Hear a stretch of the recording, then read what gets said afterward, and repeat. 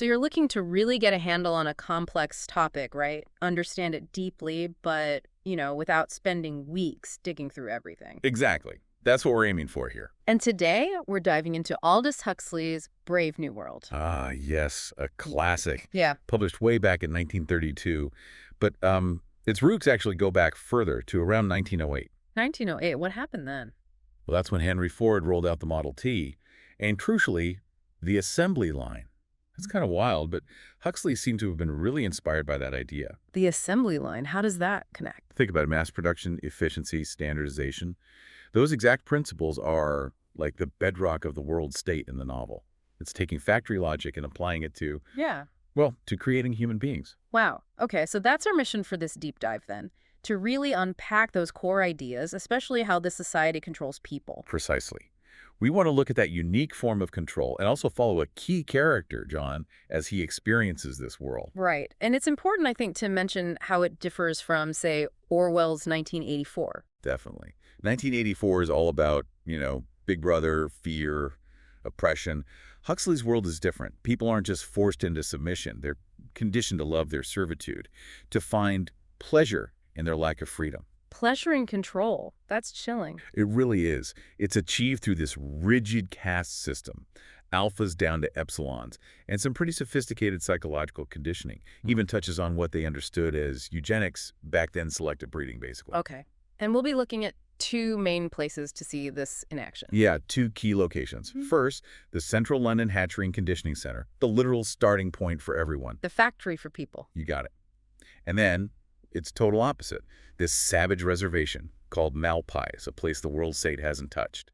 Okay, let's start with the hatchery. The motto says it all, doesn't it? Community, identity, stability. It really does. Imagine this super sterile, almost hospital-like place. Yeah. Lab coats, test tubes everywhere. Yeah. Humans aren't born, they're manufactured. No parent. None.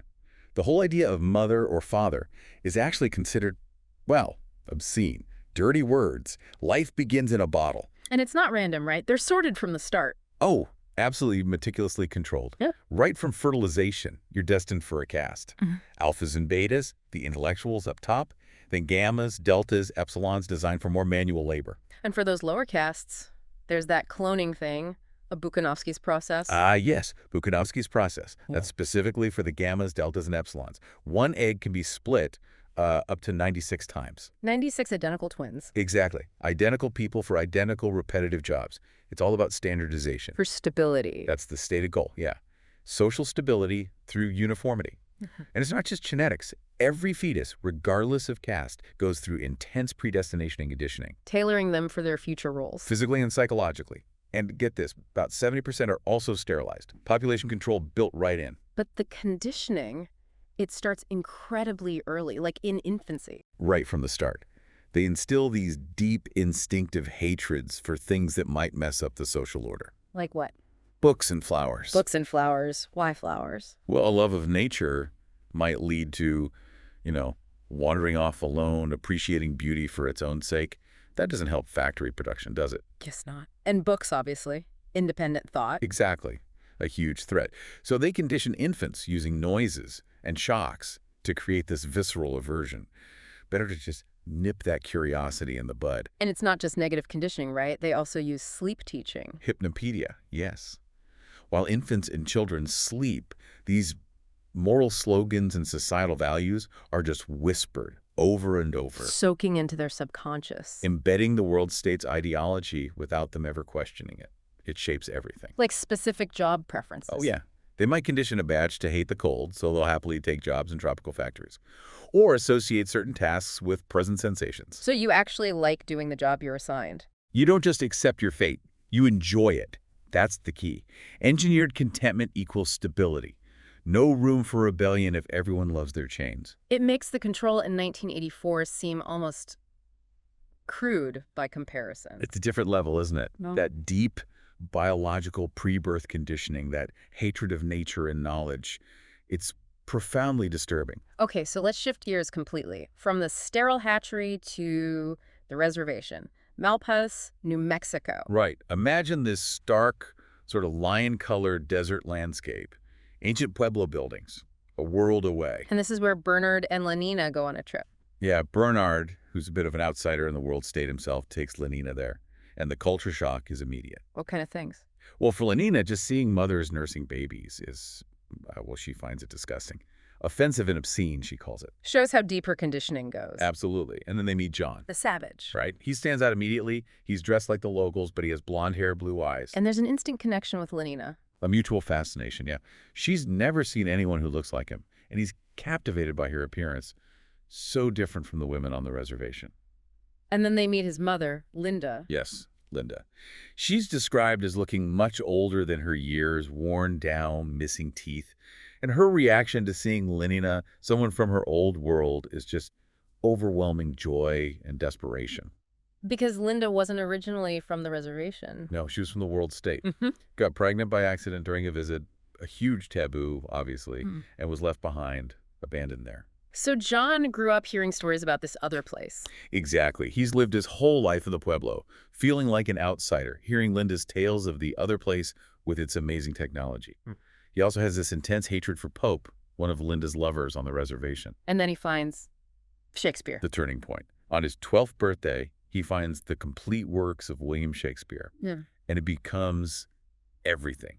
His education, his moral compass, his way of understanding the world. He felt like Shakespeare was writing about him. Yeah, he describes the words having this incredible power, connecting deeply with his own feelings and experiences in a way nothing else did. Wow. And it even influences his actions. Profoundly. He tries to kill Pope, seeing parallels in Hamlet. Shakespeare gives him the language for love, betrayal, revenge. All these intense emotions the world state tries to suppress. So when he meets Bernard and Lenina, he's curious. Immensely curious. And very taken with Lenina. He asks right away if they're married. When he finds out they aren't and Bernard offers to take him back, his reaction is pure enthusiasm. Let's start at once. Eager to see this brave new world his mother talked about. Exactly. That phrase from The Tempest is full of hope for him at this point. So the reservation is this pocket of, well, of humanity as we might recognize it. Birth, aging, sickness, death. All the things the world state has eliminated. And from the perspective of Bernard and Lenina, it looks like squalor and misery. But it's real. And John is caught between these two worlds. Belongs to neither, really. And it's interesting, isn't it? The Londoners are conditioned by Hypnopedia. And John is conditioned by Shakespeare. The power of words shaping reality. It's a fascinating parallel. Okay, so Bernard brings John back to London, and he becomes a celebrity. Instantly. The savage is a sensation. Everyone wants to see him, observe him. He's paraded around. But he's not impressed by the technology? Not really. Sometimes bewildered, sometimes just indifferent. It doesn't awe him the way you might expect. Until he sees the twins. Ah, yes. The factory producing the identical Bokanowski groups. Seeing rows upon rows of identical humans. That hits him hard. That's when he says it again. Yes. Oh, brave new world. Yeah. But the meaning is already starting to shift. And the sight makes him physically sick. He actually vomits. It's this visceral rejection of that uniformity. And what about Linda, his mother? Does she get the same attention? No, hardly any. She's an embarrassment, really. She wasn't born savage. She was hatched like them. She doesn't fit the narrative. So what happens to her? She embraces the one thing the world state offers that she missed. Soma. The happiness drug. Exactly. She basically goes on a permanent Soma holiday, escaping into this blissful oblivion, away from the harsh realities she faced on the reservation and the strangeness of being back. But John refuses Soma. Absolutely rejects it.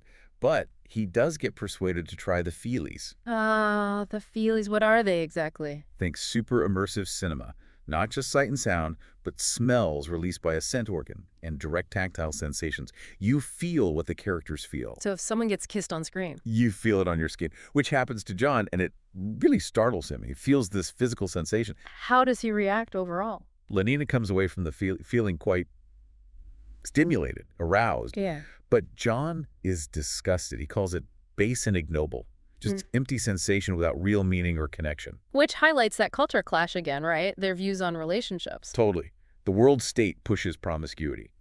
Everyone belongs to everyone else is drilled into them from childhood. No emotional bonds, no jealousy, no families. Whereas John, influenced by Shakespeare and seeing his mother shamed on the reservation. He values monogamy, commitment, marriage. Even though he clearly desires Lenina, the casualness of her world, her assumptions about intimacy, deeply conflicts with his ingrained values. He's really torn up inside. So the initial excitement about London wears off pretty fast. Very fast. He feels like a freak on display, totally alienated. The brave new world is quickly losing its shine. And Linda's rapid decline into soma addiction just reinforces his disillusionment. It's escape, not life. Things seem to be heading towards a crisis point for John. Definitely. The tension keeps building. The Linda, probably high on soma, basically throws herself at him, expecting him to just take her. And how does he react? It's explosive. He's horrified by her forwardness, calls her an impudent strumpet, quoting Shakespeare, of course. It's this violent rejection born out of his own conflicted desires and moral outrage. Just after that, he gets bad news. Yeah, word comes that Linda's dying. She's at the Park Lane Hospital for the dying. A hospital just for dying. That's the world state way. Death isn't hidden or mourned. It's managed efficiently. There's no expectation of recovery for Linda, just palliative care with lots of soma. Which must be incredibly difficult for John. Seeing her in that soma haze, barely recognizing him, Mm-hmm. it's agonizing. And then, to make it worse, a group of identical 8-year-old Delta twins comes trooping through. Twins. Why are they there? For their death conditioning. Death conditioning. Yeah, they bring children to the hospital to normalize dying. They're given treats, encouraged to play around the beds. The idea is to make death seem ordinary, unfrightening, just another biological process. How does John react to that? He's enraged. He can't believe this casual, almost cheerful attitude towards death, especially his mother's death. He yells at them. And when Linda actually dies? His grief is raw, overwhelming. He's sobbing, crying out to God, things completely alien in this society. The nurse is just confused, even annoyed by his emotional display. It's like they literally can't comprehend grief. Exactly. And then, right after Linda dies, he sees the daily soma ration being distributed to the hospital workers downstairs. And something snaps. What does he do? He just loses it. He runs down, grabs the boxes of soma, starts throwing them away, yelling at people not to take it, calling it poison, blaming it for his mother's death, tries to force them to be free. That sounds like a riot waiting to happen. It becomes one. A brief, chaotic riot. But the authorities handle it swiftly. Soma vapor is sprayed, a soothing synthetic voice broadcasts calming messages, and order is restored almost instantly. And the consequences for John? He, along with Helmholtz Watson and Bernard Marx, who sort of tried to help him, are arrested and taken to see the world controller. Mustafa Mond. Yes. Now, Helmholtz and Bernard, being alphas who've shown too much individuality, are essentially exiled, sent to an island. Mond calls it a reward, a place where they can be with other nonconformists. But John stays. Yes. And what follows is this incredible debate between John and Mond, the philosophical core of the book. What do they argue about? Everything. John argues for God, for poetry, for danger, freedom, goodness, sin. He argues for the right to be unhappy, claiming that suffering is necessary for meaning, for beauty, for true joy. And Mond's response? Mond defends the world state. He argues that stability and universal happiness, even a superficial soma-induced happiness, are worth the price. The price being art, science, religion, real emotions, freedom, basically anything that could destabilize society. So happiness versus truth. Essentially, Mond admits they sacrifice truth and beauty for comfort and stability. It's a powerful argument in its own way. This must be John's absolute lowest point. It's his breaking point. The chasm between his values, learned from Shakespeare and Malpais, and the reality of this engineered world is just too vast. His riot attempt also shows the leaders that things like literature and strong emotions are genuinely dangerous to their system. And Mond isn't just painted as a simple bad guy either, is he? No, Huxley makes him intelligent, articulate. He understands what has been lost, but believes the trade-off was necessary. It leaves you, the reader, to wrestle with who might be right, or if there even is a right answer. So after this confrontation, what does John do? Where does he go? He tries to escape civilization entirely. He finds an abandoned lighthouse, far out in the countryside. His first act is to make himself vomit, trying to purge the civilization he's ingested. Seeking purification. Exactly. He wants to live simply, penitently. He spends his first night praying, invoking Shakespearean lines and Malpais rituals, even whipping himself in a kind of self-flagellation. He tries to live off the land. Yeah, he makes a bow and arrow, works on a garden. He finds some initial satisfaction in the hard physical labor of the solitude, a relief from the constant passive consumption of the world state. But it doesn't last. No. He catches himself humming, enjoying the simple work, and is immediately racked with guilt. He feels he's betraying his purpose, his grief for Linda. So he decides he needs more punishment. More whipping. Yes. He makes a whip of knotted cords and starts flagellating himself regularly, trying to beat back any feelings of contentment or desire. And somehow, this becomes public. Tragically, yes. Someone spots him, films him, becomes a sensation.